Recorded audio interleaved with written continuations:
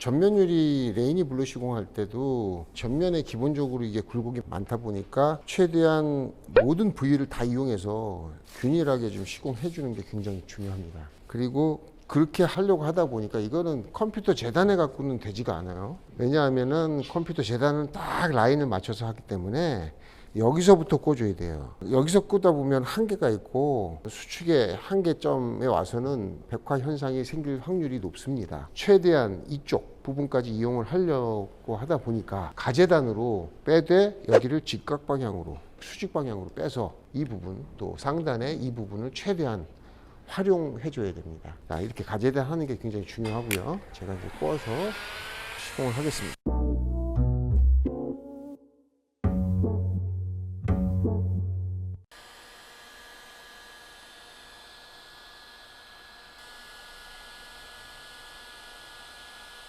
캠핑 하시는 분들이 성격이 좀 급해요.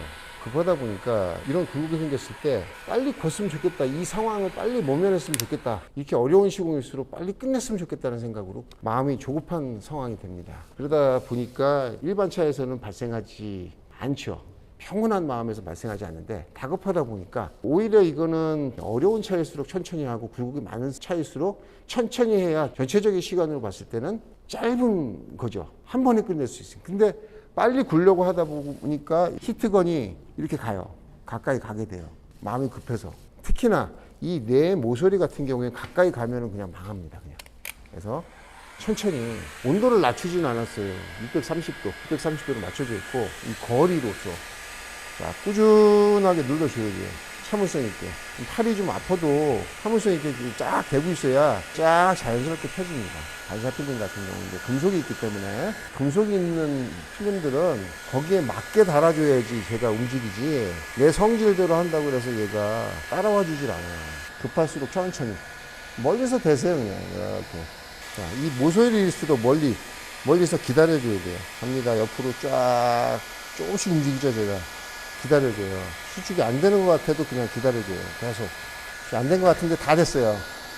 필요한 부분 다 끝났어요. 자, 이렇게 해서 반 정도만 잡아주고 또 반대로 넘어가줘야 돼요. 한쪽에서 다 잡으려고 그러면 필름이 몰려요. 한쪽으로 몰리면 안 돼요. 전체적으로 굴곡을 전체면을 이용해서 잡아줘야 되기 때문에 몰리면 안 돼요. 끝에 제일 중요한 부분이에요. 잘 보세요. 제가 어떤 각도로 어떤 거리에서 지금 액션을 하고 있는지 보세요. 히트건의 온도는 630도입니다. 아주 조금씩 잡히고 있어요. 전체적으로. 결과물 자체가 저는 아무것도 한 행동이 없어요. 그냥 가만히 있었어요. 그랬더니 여기가 이렇게 편안한 모습으로 자리를 잡았습니다. 이게 중요합니다. 이게 아주 핵심이에요. 이게. 여기를 잘 잡아주면 왜곡되고 찌그러지는 현상이 훨씬 적어요. 대부분 이 부분에서 실패를 하기 때문에 여기서 잡히지 않는 거고 여기서 씹히고 백화가 생기는 겁니다. 이제 상단의 끝을 잡아줘서 필름이 직각으로 세워지는 현상이 없어야 되고 직각으로 세워졌을 때 뿌면은 100% 여기는 탑니다. 어떤 금속 필름이든 직각 상태에서는 무조건 타게 돼 있어요. 그래서 얘를 둥그렇게 만들어줘야 됩니다. 이 상단 부분이 균일하게 둥그러야 돼요. 균일하게. 어떤 특정 부위만 굳지 말고 막 요러지 말고. 요러시는 분들 아주 많아요. 대한민국에 아주 전부 다 요래. 요거 하지 마세요. 요거.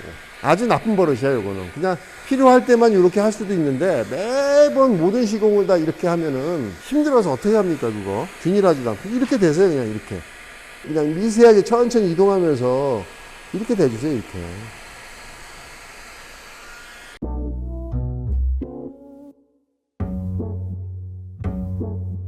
마지막 5cm 남았습니다. 이 부분 가장 중요하다고 생각하는 이 부분에서 다 망합니다. 이 부분에서 조금만 생각을 해보고 조금만 침착하게 대응을 하면은 괜찮아요.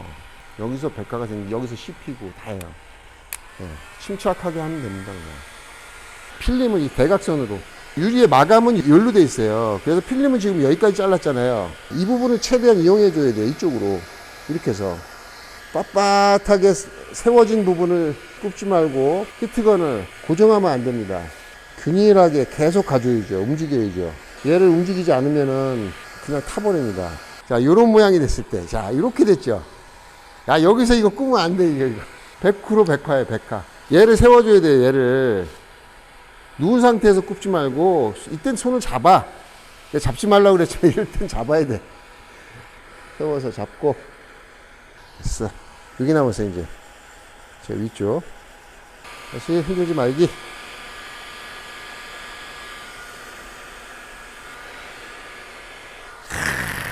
됐다.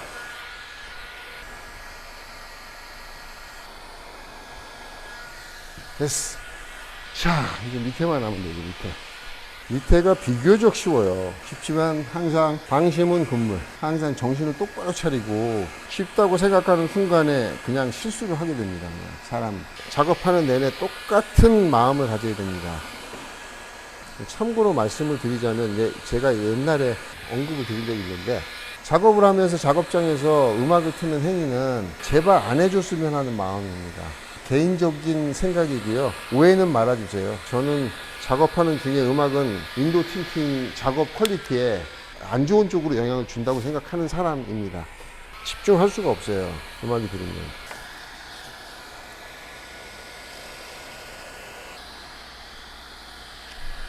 이렇게 제가 장갑으로 문지르지 않은 상태에서 그냥 열선만 돼서 이 정도 상태까지 갈 수 있다는 것을 좀 카메라를 한번 보시고요. 모델 3 차량의 전면 성형도 무사히 마쳤고요. 제가 봤을 때 백화는 한 군데도 생기지 않았습니다.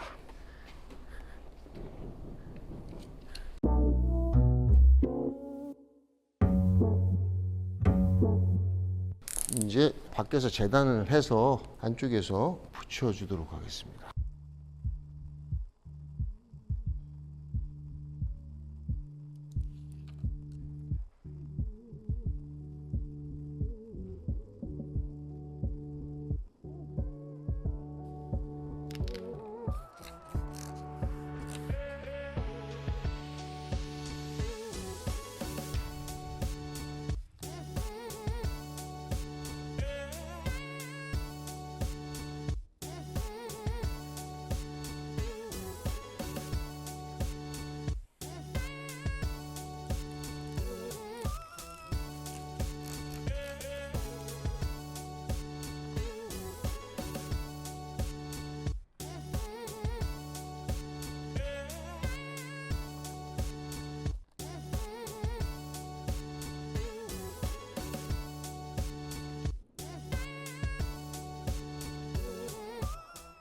물로 상단에 뿌려서 먼지가 흘러내리게 만들어 줬고요. 가장 중요한 이 룸미러 부분과 이 상단 부분 중심으로 해서 철저하게 이 흘러내리는 청소법으로 해서 청소를 하고 있습니다. 지금 이제 맨 마지막 딱 중간에 이렇게 까다가 끊어지면 안 돼요. 끊어지면 끊어진 사이로 다 여기에 있던 먼지들이 흘러서 미세한 점이 생깁니다. 그리고 물을 뿌렸기 때문에 물이 쫙 계속 스며들어요. 이 올간물은 미세한 발수 효과를 생기게 합니다. 그래서 한번 닦은 거는 다시 물이 흐르지 않게 그런 효과를 내줍니다. 물은 계속 스며들어서 쫙 퍼집니다. 안에서 물이 나오는 겁니다. 생물이. 그래서 계속 퍼지는 거고 다시 처음부터 동작으로 원동작으로 싹 해서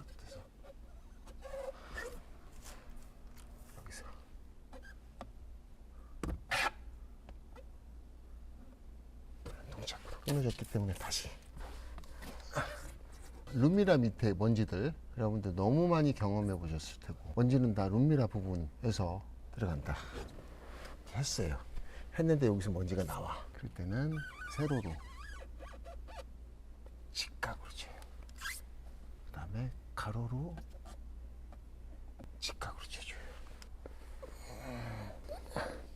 자, 완벽하다고 생각했을 때 마지막으로 가장 중요한 부위 스트라이크 존을 자, 한 번만 더.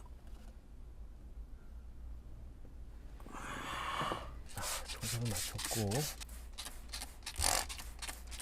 레이니블루 초기 버전 제품을 갖고 계신 분들 이 초기 버전이 시공이 좀 어렵다 성형 그 다음에 이면지 깔 때 염색 벗겨짐 이런 현상들 다 잡았습니다. 시공이 어려우면 시공점 사장님이 고생하시고 퀄리티도 안 나오잖아요. 그러니까 좀 더 좋은 퀄리티가 나올 수 있도록 제품을 다시 업그레이드 했어요. 사용하시는데 중요하게 생각하시는 그런 부분들을 업그레이드를 했기 때문에 여러분들 아직까지 이 업그레이드 됐다는 것을 모르시는 시공점 사장님들이 꽤 있으신 것 같아서 제가 말씀을 드리는 겁니다. 업그레이드 됐으니까 걱정하지 마시고 필름 주문하셔서 시공하시면 됩니다.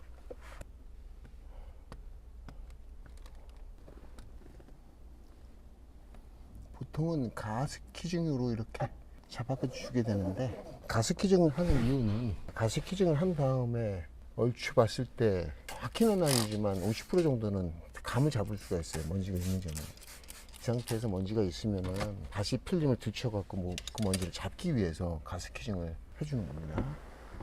자, 이제 제대로 이제 스키징을 해줍니다.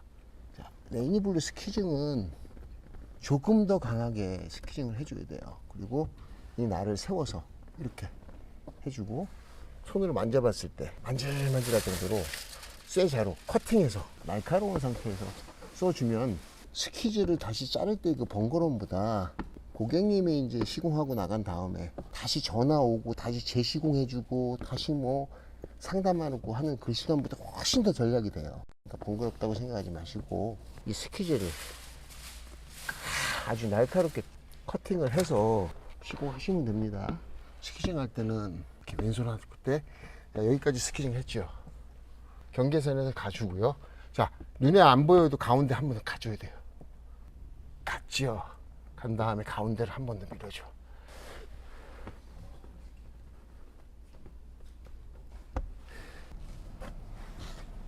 이렇게 해서 레이니블루 필름으로 전면, 후면 시공하는 모습을 보여드렸습니다. 전면도 상단, 하단 부분에 굴곡이 심해서 반사 필름으로는 쉽지 않은 성형이 예상이 됐지만 그래도 무난하게 잘 시공이 됐습니다.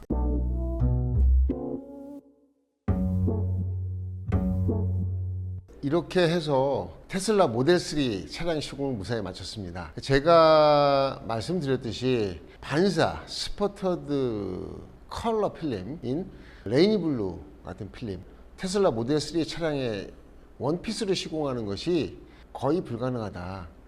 글라스 틴트 필름으로는. 물론 스퍼터링 필름 중에서 스퍼터드가 얇게 들어간 그런 칼라 필름이라면은 웬만큼 또 수축이 되는 경우도 있습니다. 하지만 레이니블루가 스퍼터드가 굉장히 강하게 두껍게 들어갔기 때문에 금속층의 어떤 한계죠.